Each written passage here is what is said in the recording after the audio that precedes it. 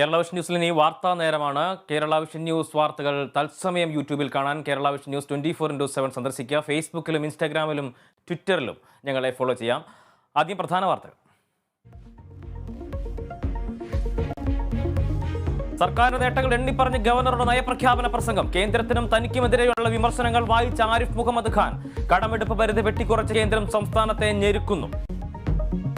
Our constitution has provided legislative space for the union and the states. Incursions into the legislative domain of the states do not augur well for a cooperative federal setup. ഭരണഘടനാ മൂല്യങ്ങൾ സംരക്ഷിക്കാൻ പ്രതിജ്ഞാബദ്ധം. ഉന്നത വിദ്യാഭ്യാസ മേഖലയിൽ സമഗ്ര പരിഷ്കരണം. Silver line പദ്ധതി ഉപേക്ഷിച്ചിട്ടില്ലെന്ന് ആവർത്തിച്ച് സർക്കാർ.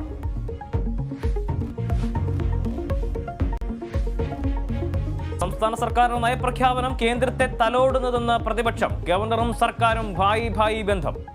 ഗവർണറുമായി മുഖ്യമന്ത്രി നടത്തിയ ഒത്തുതീർപ്പിന്റെ പ്രതിഫലനമായിരുന്നു ഇന്ന് ഗവർണർ നിയമസഭയിൽ നടത്തിയ നയപ്രഖ്യാപന പ്രസംഗം.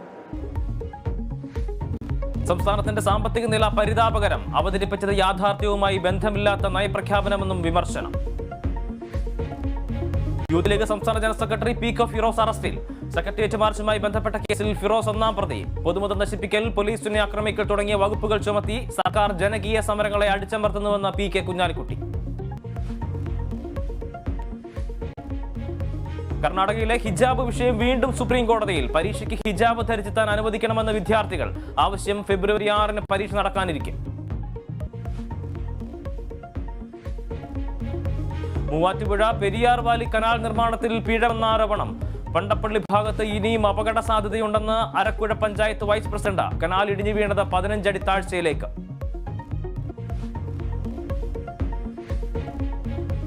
തമിഴ്നാട്ടിൽ ക്ഷേത്ര ഉത്സവത്തിനിടെ ക്രെയിൻ മറിഞ്ഞു വീണ 4 മരണം. 9 പേർക്ക് പരിക്ക്. അപകടം കിൽവീതി ഗ്രാമത്തിലെ മണ്ഡിയമ്മൻ ക്ഷേത്രത്തിൽ.